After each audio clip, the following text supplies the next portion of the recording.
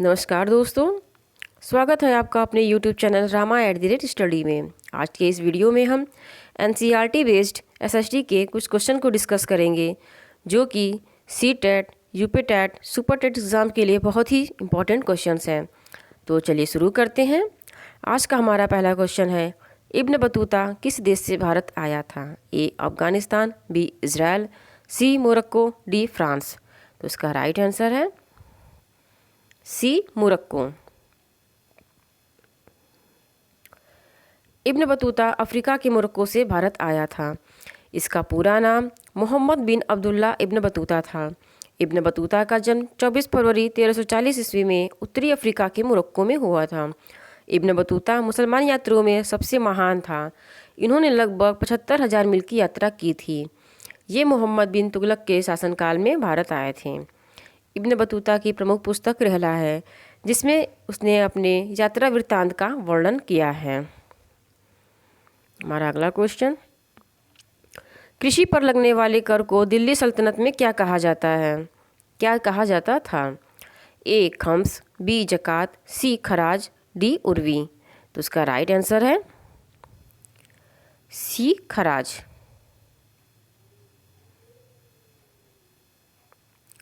दिल्ली सल्तनत में गैर मुसलमानों की भूमि पर लगाए जाने वाले कर को खराज कहा जाता था। इस्लामी कानून के अनुसार इसकी दर 1/10 से 1/2 तक होती थी। खम्स उस धन को कहते थे जो युद्ध में प्राप्त होता था। सिद्धांतः उसका 4/5 भाग सेना में बांट दिया जाता था और 1/5 भाग सुल्तान द्वारा रखा जाता था। हमारा अगला क्वेश्चन, सूर्य के सबसे निकट ग्रह कौन सा है? ए शनि, बी बुध, सी मंगल, डी अरुण। तो इसका राइट आंसर है बी बुध।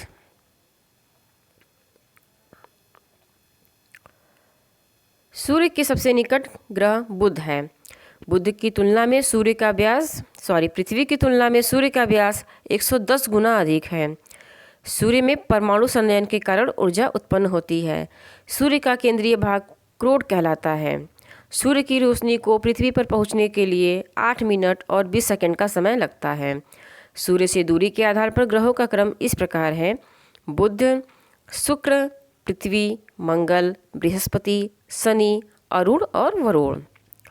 बुध, शुक्र, पृथ्वी, मंगल को आंतरिक ग्रह कहा जाता है, जबकि बृहस्पति, शनि, अरुण, वरुण को बाह्य ग्रह कहा जाता है।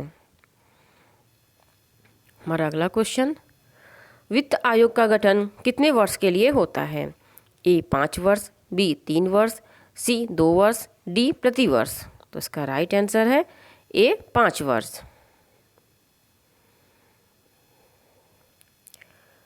भारतीय संविधान के अनुच्छेद 243 तथा 243 में आयोग के गठन के लिए दी गई व्यवस्था अनुसार राज्य वित्त आयोग का गठन प्रत्येक 5 वर्ष पर संबंधित राज्य के राज्यपाल द्वारा किया जाता है। वित्त आयोग की स्थापना 1951 में की गई थी। वर्तमान में 15वां वित्त आयोग है, जिसके अध्यक्ष श्री NK सिंह हैं। इसकी स्थापना का उद्देश्य भारत के केंद्रीय सरकार एवं राज्य सरकार के बीच वित्तीय संबंधों को परिभाषित करना था। इसका मुख्यालय न्यू दिल्ली है। हमारा अगला क्वेश्चन, हीराकुंड बांध किस नदी पर बनाया गया है? ए महानदी, बी कावेरी नदी, सी कृष्णा नदी, डी कोयना नदी। तो इसका राइट आंसर है ए महानदी।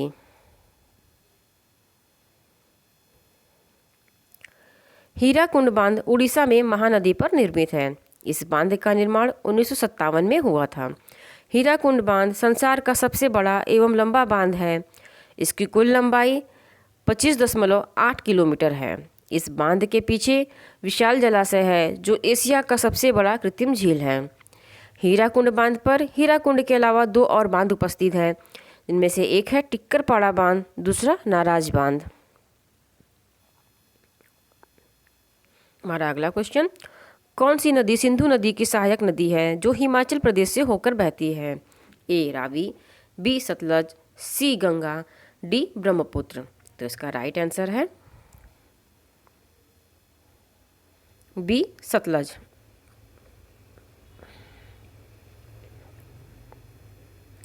सिंधु नदी की सहायक नदी सतलज नदी है। इसकी उत्पत्ति तिब्बत के मानसरोवर झील के पास राक्षस ताल से होती है। सतलज नदी को ऋग्वेद में सुतुद्री कहा गया है। इसकी लंबाई 1450 किलोमीटर है। सतलज की सहायक नदी ब्यास नदी है। सतलज नदी हिमाचल प्रदेश के पहाड़ों से रास्ता तय करते हुए पंजाब के नांगल में प्रवेश करती है। भाखड़ा नांगल बांध सतलज नदी पर ही बनाया गया है। हमारा अगला क्वेश्चन, भारत में सबसे ऊंची चोटी कौन सी है? ए धूपगढ़ चोटी, B Godwin Austen, C Kamet पर्वत, डी अन्नाईमुड़ी। तो इसका राइट आंसर है B Godwin Austen. Godwin Austen या K2 भारत की सबसे सर्वोच्च ऊंची चोटी है जो कि 8611 मीटर है। यह पर्वत चोटी पाकिस्तान के गिलगित बल्तिस्तान क्षेत्र चीन द्वारा नियंत्रित शिजियांग प्रदेश की सीमा पर स्थित है। यह संसार में माउंट एवरेस्ट के बाद सबसे ऊंची चोटी है। इस चोटी का नामकरण हेनरी हैवर्शम गॉडविन ऑस्टिन के नाम पर हुआ था, जिसने 19वीं शताब्दी में इसका सर्वेक्षण किया था।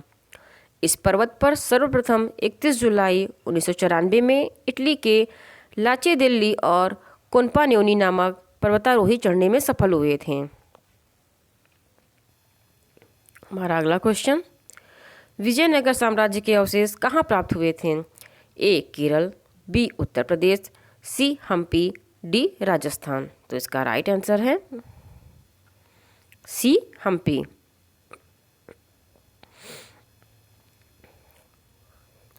भारत के कर्नाटक राज्य में स्थित यह नगर यूनेस्को के विश्व के विरासत स्थलों में शामिल किया गया है। हम्पी मध्यकालीन हिंदू राज्य विजयनगर साम्राज्य की राजधानी थी। हम्पी तुंगभद्रा नदी के तट पर स्थित है।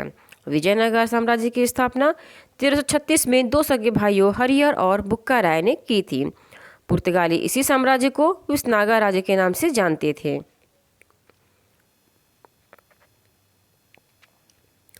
गुरु नानक की जीवनी किस सिख गुरु ने लिखी है? ए गुरु अंगद, बी गुरु रामदास, सी गुरु अर्जुन देव, डी गुरु केशवदास। तो इसका राइट आंसर है सी गुरु अर्जुन देव।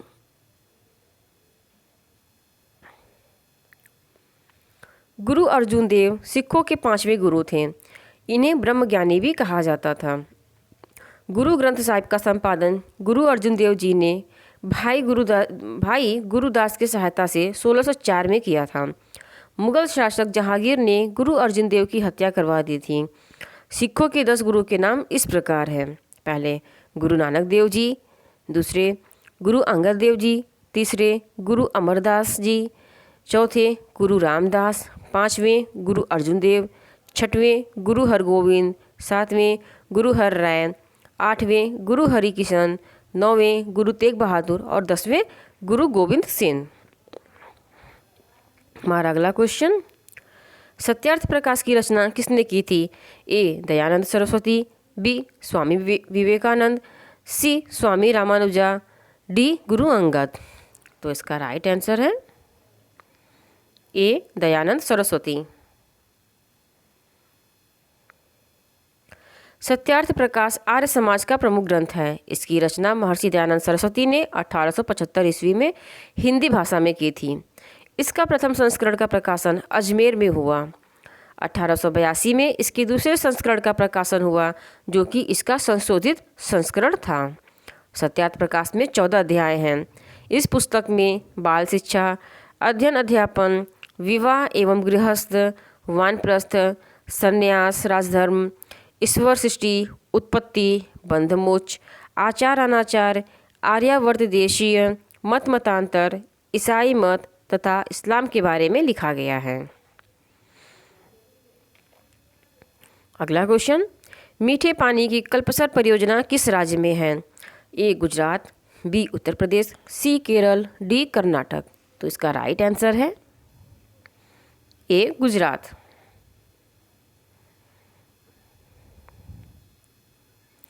कल्पसर परियोजना गुजरात में बनाया जा रहा है। यह परियोजना खंबात की खाड़ी के पास एक बांध बनाने की योजना है, जिसमें ज्वारी शक्ति उत्पन्न की जाएगी। इस पूरी योजना पर 92,000 करोड़ रुपए खर्च होने का अनुमान है। कल्पसर योजना के तहत खंभात की खाड़ी में भावनगर और दहेज के बीच 30 किलोमीटर का बांध बनाया जाएगा। बांध की अधिकतम ऊंचाई 5 मीटर होगी। इस परियोजना में लगभग 10,54,000 हेक्टेयर भूमि को सिंचित होने का अनुमान है।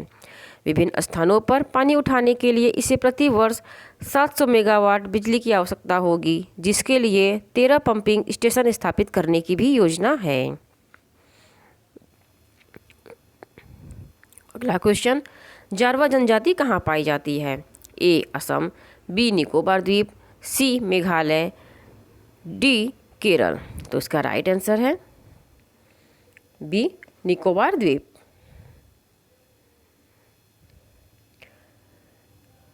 जारवा जनजाति अंडमान एवं निकोबार द्वीप समूह की प्रमुख जनजाति है। यह जनजाति दक्षिण एवं मध्य अंडमान दोनों द्वीपों के पश्चिम तटों पर पाई जाती है। उनके संरक्षण के लिए सरकार द्वारा जारवा संरक्षित क्षेत्र का निर्माण किया गया है, जो कि वर्तमान में 1028 वर्ग किलोमीटर क्षेत्र में विस्तृत है। हमारा अगला क्वेश्चन, बांग्लादेश में गंगा नदी को क्या कहा जाता है? ए महागंगा, बी पद्मा, सी जमुना, डी मंदाकिनी। तो इसका राइट आंसर है बी पद्मा। बांग्लादेश में प्रवेश करने के बाद गंगा नदी को पद्मा के नाम से जाना जाता है। बांग्लादेश में ही पद्मा की मुख्य धारा में ब्रह्मपुत्र नदी मिल जाती है, जहां से इनकी संयुक्त धारा को जमुना के नाम से जाना जाता है। आगे चलकर इसमें मेघना नदी मिल जाती है और संयुक्त रूप से ये मेघना के नाम से ही बंगाल की खाड़ी में मिल जाती हैं। अगला क्वेश्चन, कयाल किसे कहा जाता है? ए केरल के लैगून, बी तराई मैदान, सी पुलिकट झील, डी दक्कन पठार। तो इसका राइट आंसर है ए केरल के लैगून।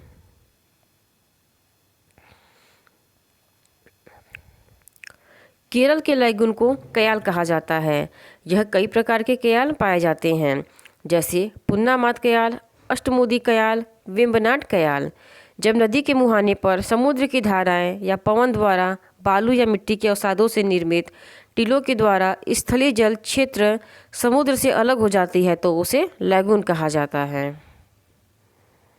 हमारा अगला क्वेश्चन, तमिलनाडु में मानसून किस महीने में आता है? ए अप्रैल मई, बी जून जुलाई, सी नवंबर दिसंबर, डी अगस्त सितंबर। तो इसका राइट आंसर है सी नवंबर दिसंबर।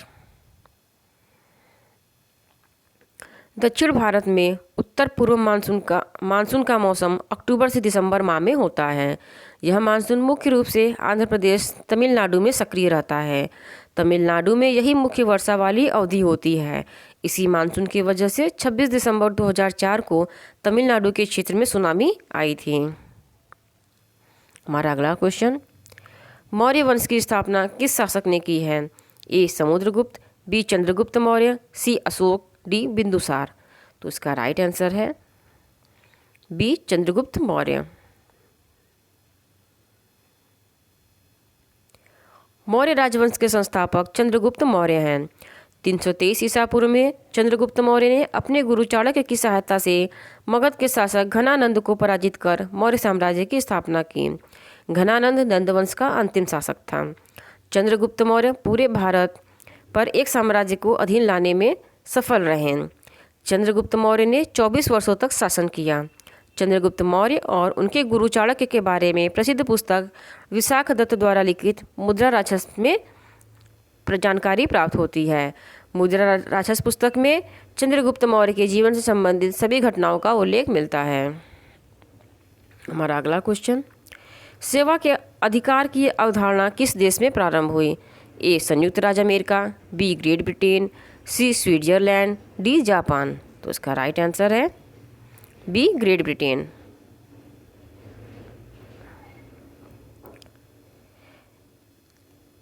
सेवा के अधिकार की अवधारणा 1991 में ग्रेट ब्रिटेन में शुरू हुई थी।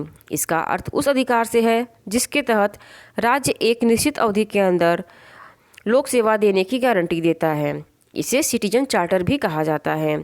देश में मध्य प्रदेश ने 25 सितंबर 2010 को सेवा का अधिकार अधिनियम लागू करने वाला पहला राज्य बना। 15 अगस्त 2011 को बिहार राज्य ने भी यह अधिनियम लागू किया। हमारा अगला क्वेश्चन, बंधुआ मजदूर अधिनियम संसद में कब पारित किया गया था? ए 1975, बी 1976, सी 1977, डी 1978। तो इसका राइट आंसर है बी 1976। बंधुआ मजदूर अधिनियम 1976 को लागू करके बंधुआ मजदूरी को संपूर्ण देश से खत्म कर दिया गया। इस गुलामी की प्रथा को कानून द्वारा एक दंडनीय अपराध बना दिया गया। वह व्यक्ति जो लिए हुए ऋण को चुकाने के लिए श्रम करता है या सेवाएं देता है उसे बंधुआ मजदूर कहा जाता है। बंधुआ मजदूरी में माता पिता के साथ साथ बच्चे भी मजदूरी करने के लिए शामिल हो जाते थे। इसी वजह से बाल मजदूरी भी बढ़ने लगी थी। यही कारण है कि 1976 में बंधुआ मजदूर अधिनियम लागू किया गया। हमारा अगला क्वेश्चन, सॉलिसिटर जनरल किसे कहा जाता है? ए प्रशासनिक अधिकारी, बी हाई कोर्ट जज, सी सुप्रीम कोर्ट अधिवक्ता, डी कानूनी सलाहकार। तो इसका राइट आंसर है डी कानूनी सलाहकार।